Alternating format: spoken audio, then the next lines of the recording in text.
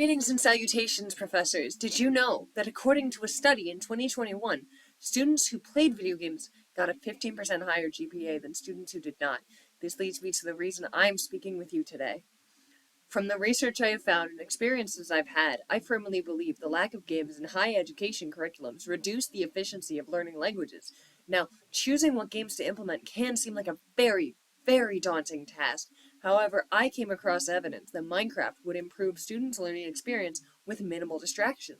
Minecraft has nearly 10 dozen languages under its belt, including Spanish, French, multiple versions of Spanish, in fact, and things like Russian, Polish, Japanese, and students could practice with these languages through changing their language settings and seeing in their menu in their inventories, having items basically act like vocabulary words. For instance, if you change your language to things like Russian, you'd be able to see what the word is for stone and grass and what different plants are and different materials and things like that, which will really help out with figuring out what those words are so you can learn how to use them in sentences.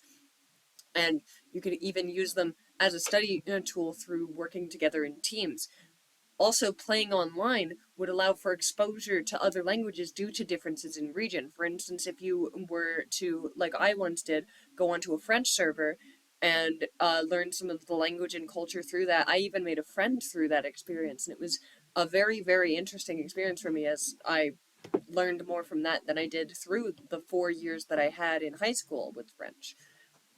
Now, I completely see that, like, everything that professors put in is really effective in a lot of the ways that it is, but there are many things that could be implemented, like, for instance, how professors already use video games without noticing it, like Kahoot, which is used from kindergarten to 12th grade and all the way to senior year of college, which results in basically a very fast structured pop quiz game, which most teachers use to help get students actively in their classroom, and it adds a little competitive spin to those pop quizzes.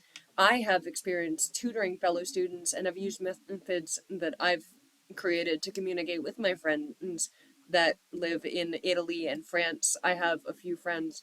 I may not be a teacher by profession, but I have had experience with a part-time job a few summers ago where I was an assistant teacher. And from that experience, I believe we would have the same question. Wouldn't students just play around? Well, it may be true that unsupervised, the student body could just play around in the games you give them. Having their games set to languages they are learning and giving them criteria and a time limit would alleviate most foolish behavior.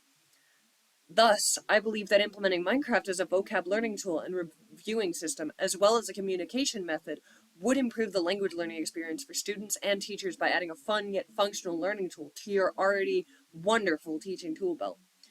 I hope to see you implement some of these ideas into your future curriculums, and as I have 2 more years of college, maybe I will. Thank you for listening.